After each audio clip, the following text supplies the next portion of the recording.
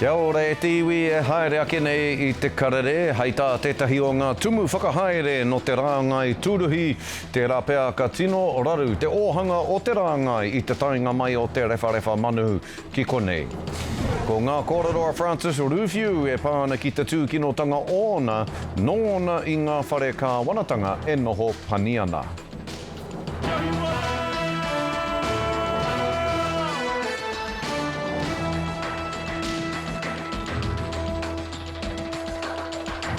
Kāti kei te tutu kaurewa anei e hono mai nei ki te karere I tēnei rā e mihi ana tēnā koutou katoa.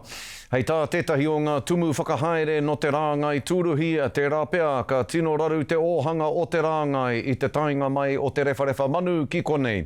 Kei te whakapakari ake ngā ratonga tā wharau rauwiringa kai au I wā rātou tikanga aukati I te horapatanga o taua ma te kino. Whai muri ho I te kitenga o tētahi manu e kawe ana I te matenei I tētahi o ngā papatātahi I te whanganui a tara. Hei tā te tumu whakahaere o te mahi tāpoi I te kūrai o tākou a Hoani Langsbury, torurau miriona tāra te nui o te pūtea ki te ōhanga o te motu I ngā tūruhi ka tai mai ki konei ki te mā takitaki I wā tātou kararehe take. Ka raru nui tērā mena ka horapa te rewharewa manu nei.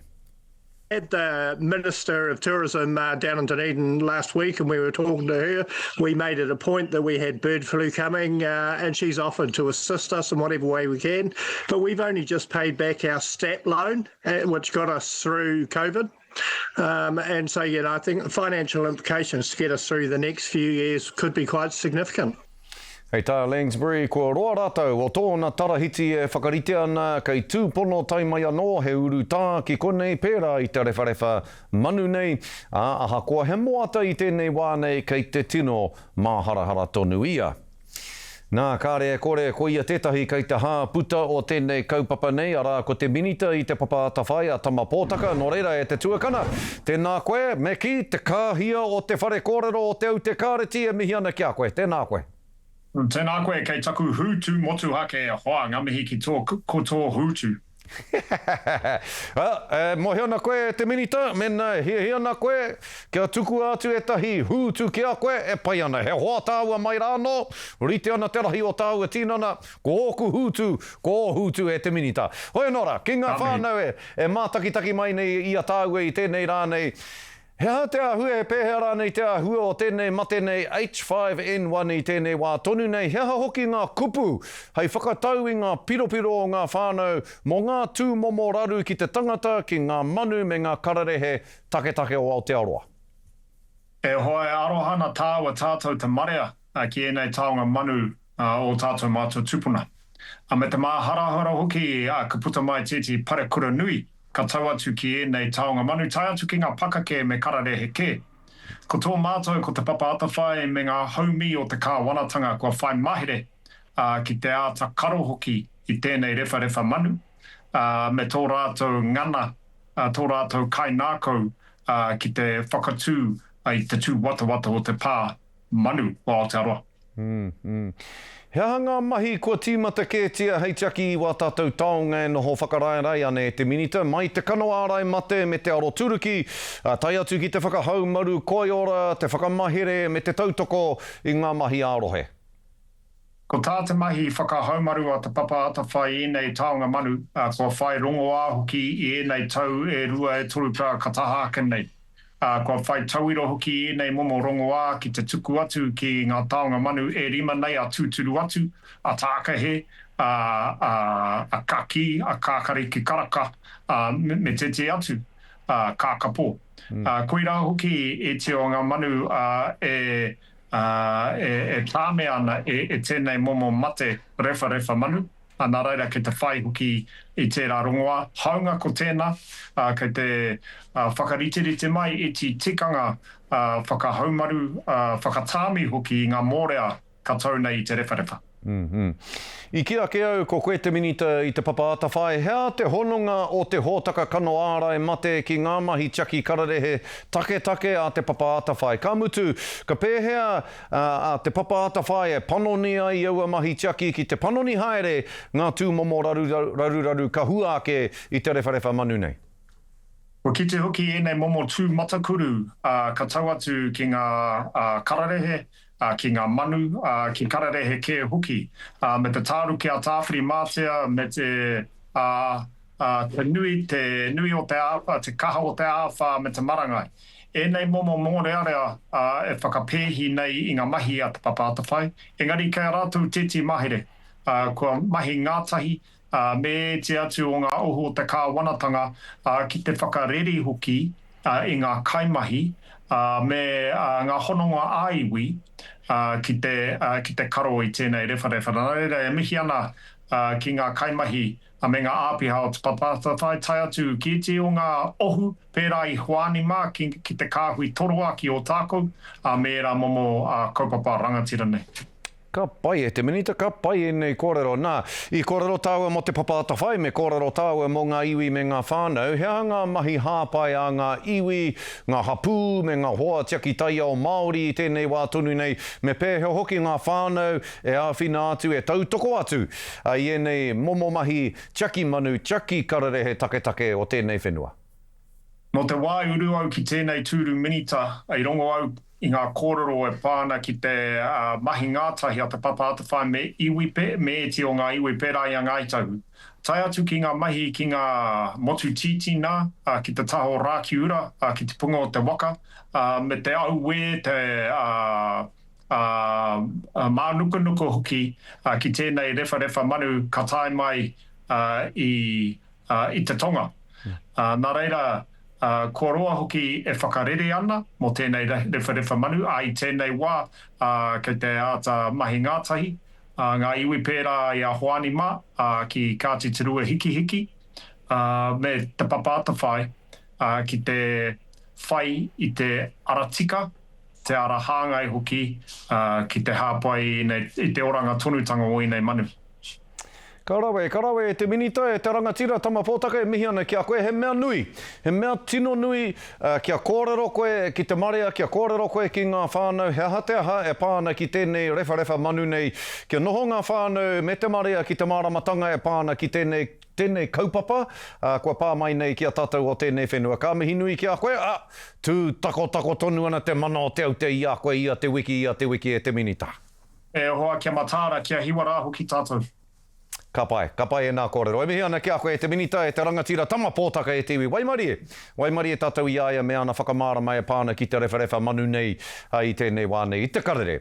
Hoi anō, kia haere tonu a tātou kōrero e toru wiki noiho te pakeketanga o Francis Ruffiu. Ana, ka tangohia ake ia i tōna whānau. Ko ia te tīmatanga o te 25 tau ona i ngā whare o te kāwanatanga e nohopani ana i tōna whānau ake.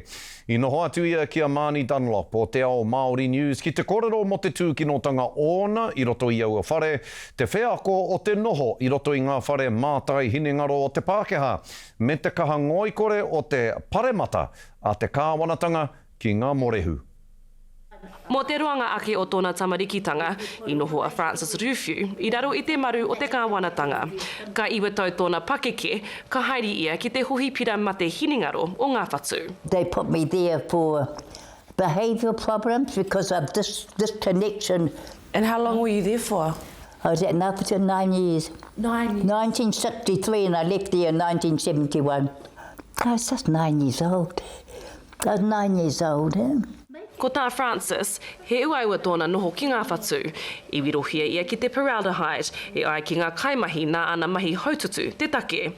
Nā wai, i hua ake rā te kōrero, ko taua pūroi rā he mea patu i ngā tūroro i Lake Alice. I just said, 5 of them give you a needle and 5 of them hold you down when you give them your needle. What were they injecting? Oh, that was pain.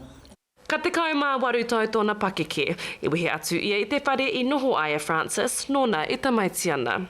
Engari, kaori ia i noho takitahi, i tukuna ia ki te tūtaki i tōna māma, tōna tūtakitanga tuatahi tēnei, ki aia nōna e toru wiki te pakeke. It was a lot of shame there. I didn't know how to live out here. I just didn't know. I was institutionalised for 9 years, so I had no understanding how to live out here. ka mate tōna whaia. I tukuna ia ki te hohipira o Porirua, ki kuna ia noho ai mō ngā tau te kau.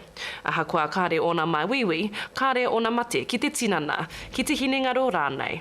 I was in Paraire Hospital for 10 years. And not because I had a mental illness, I was there because of circumstances. My mother died and left me with nowhere to go, and that was where. Haere noa te wā, I tō aitia ngā whakahaere, ko tana tamāhine hoki I riro ki ngā whare manaaki o te kāwanatanga. Engari, ko tana pukuriri I mau ai ia ki tētahi atu whare, ara ki te whare here o Arohata. It's the sad place, eh? I was there then, I was there fire. Mum, you know, the hugs, you know, and there was someone that they could talk to.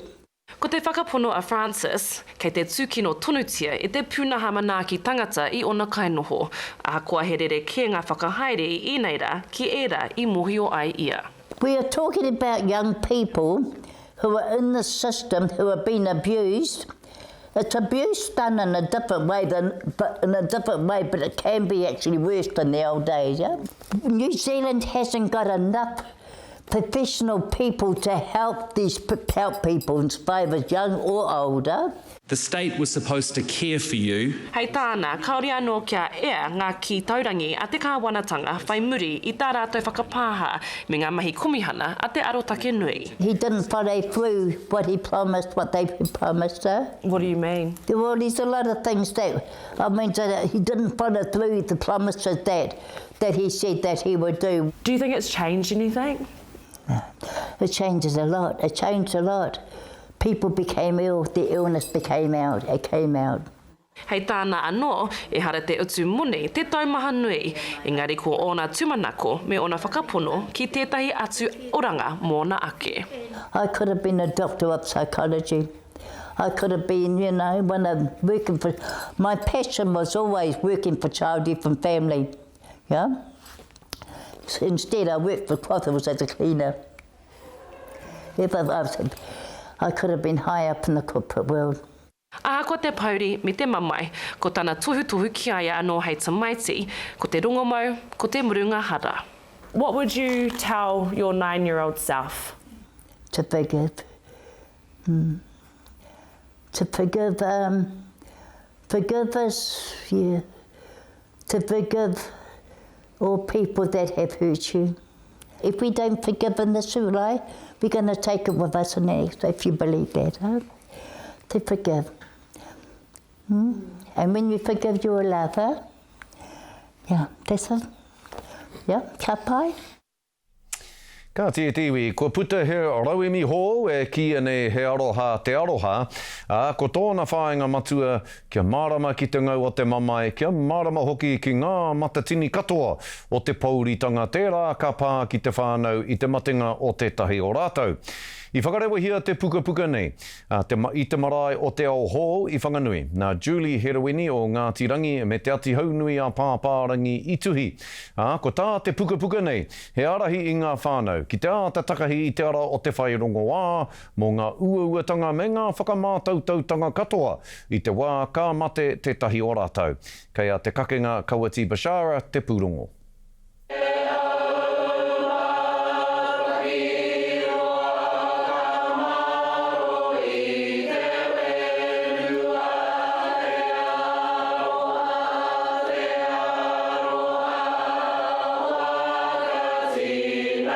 Waka puke ai te reo o te aroha, kia rātou kawe tūrangitia. 10 years ago, I lost my dad, and 5 years ago this year, I lost my mum, both from very different experiences. Ka tahi anoa Julie Heroini, ka wakare waina te rauemi hou a he aroha te aroha, he puka ka waka ngāwari I ngā rite ngā tangihanga, me ngā tūkanga e pāna ki ngā mate. Tuku mai tēnei o ta kupu anga I aroa te aroa I wakatinana. Wakatinana tia e tēnei o ngā kore ka wainui ngā wānau. As a wānau, we kept having conversations. I kept writing things down, and then it got to a place where we were like, oh yeah, cool. it's all written down. Now what? We know that Wakapuke is one of the first waiata that sung at Tangihanga here in Ngātirangi and on the river. And then if you dig into the kupu, as Mama Helen so eloquently talked to today, it really talks about grief and love and how they are intertwined.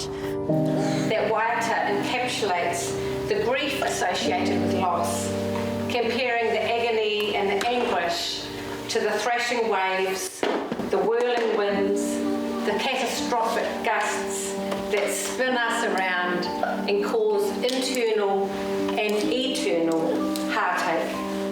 Kei roto I te titonga a Wakapuke, he waiata nā moe ruka, te wakaro matua mo te puka nei. The answers are already there within our waiata, the way that we talk about things, the way that we address things. This is a perfect example of seeing whiriangahua in action, being able to come up with a resource that you can deliver to the iwi, to anyone, really. He rau e mi tēnei kua kapo I te ngākau a Francis Horomia o Whiriangahua, he rautaki pūtea no Ngātirangi ka tautoko I nā kaupapa ka wakaritea e o Nauri. Some of the topics that she spoke about what's involved in her resource, are things that we don't often think about, but they happen when it does happen. Really incredibly grateful to receive whiriangahua, and then incredibly grateful to have some beautiful people, Planihia Walker, Masiti Kanua, Matariki Crib Fox, Helen Lay and Renee Tamiana to help edit and add into the kaupapa. He aroha, te aroha, ka wakatinana tia e herewini kimua I tōna wānau, I tōna iwi. Te kakenga Kawiti Bashara, Taiuru News.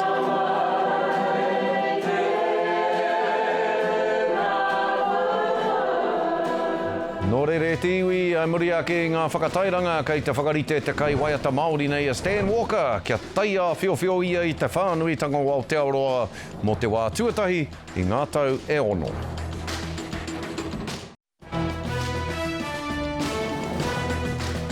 Hoki mai anō ki te Karere, kei te whakarite te kai waiata Māori nei a Stan Walker, kia taia whiowhio ia I te whānuitanga o Aotearoa mo te wā tuatahi I ngā tau e ono. He tira puoro me tāna pēne ka tautoko I aia. Hei tāna Karere ngātahi ngā momo reo puoro katoa kia rongohia te tau whirowhirotanga o etahi o ana waiata rongonui, o tira kia rongohia hea huatanga he wheako kāre anō kia rongohia e te marea I mua atu I tēnei. I kōrero a mārena mane ki tēnei kai waiata māunuka tūtahi, I mui tana hi kawe ake I tetahi o ngā kono he te nui I tōna no ao katoa. This is the country, this is everything. Nā tana noho here kore I Anei ko puta ake te tino āhua o tōna tuakiritanga. I want it to be huge and it's going to be a big stage with a lot of people on there and I want everybody to be seen on that stage too, not hidden just because their background sound or they only play this. I want everybody to be seen by people so that people can connect with all the different people on that stage. Kua hoki anō ia ki ngā waiata I whakatū ai I tōna ara puoro, tai atu ki te waiata Black Box, te wāhi I te Matapae, ngā mea katoa. What memories surface for you as you bring that song back to life again? And it's the first time since Idol that I've watched any of these videos. And I was, every time I spoke, every time I sang, I was cringing hard out. I know I misbehave and you made your mistakes and we both still got... It was so beautiful to see like who I was and where I was at the time. And to be honest, I think I just forgot that who was there at that time, and there's a lot of people that has passed since then. My dad's passed, my favourite auntie's passed, another one of my aunties, Edina Clark, has passed, my uncle's passed, and they're all in these videos, all in these episodes that I cringe at myself, but like, it's so beautiful to reminisce and introduce my kids to where I started. E koke haere ana tana haerenga reo, e whakapau kahana ia kia noho ko te reo Māori hei Wāhanga o tōna ao, ia te rā.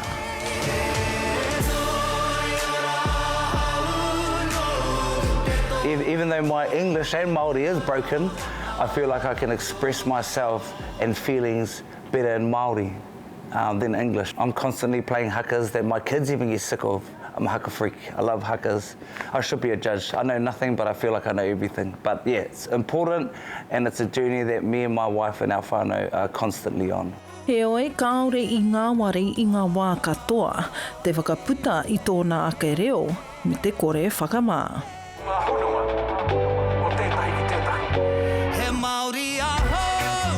Those same people who say, oh, throwing the rail down our throats, and same people like, oh, bloody Maoris, they always have to do this. Those same people, their kids are singing my songs, and they're singing, they know word for Aotearoa, they're going home. This is how we change people, is we use our gifts and we use our platforms to inspire people, because when you can inspire people, then they're open to listening, and then you can change their hearts. So that's my goal.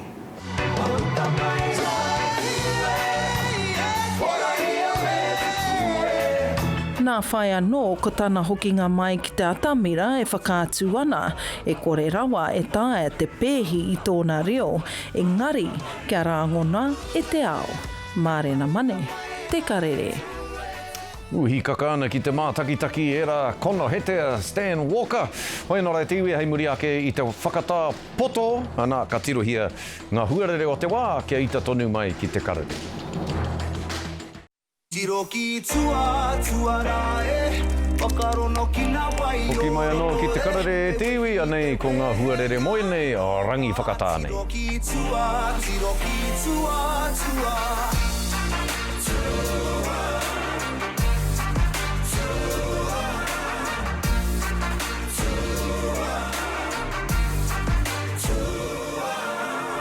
E koro koro tuhiro to pā koro e Kia mai au e korerere I mohi o he nui no atura Tōku ora nai na te hira hira Ka hoki mai te ua ki te ika a Māui a te mane e tū mai nei. Hoi anō rei tiwi, koena ngā kohinga kōreroa, ngā kohinga pūrongo a te karere mo tēnei wiki, kia pai ngā rangi whakatā, kia haumaru, ana a ta chaki koutou I a koutou anō, ka kite anō I a koutou, hei te mane tū mai nei, tūrou parea, tūrou Hawaiki.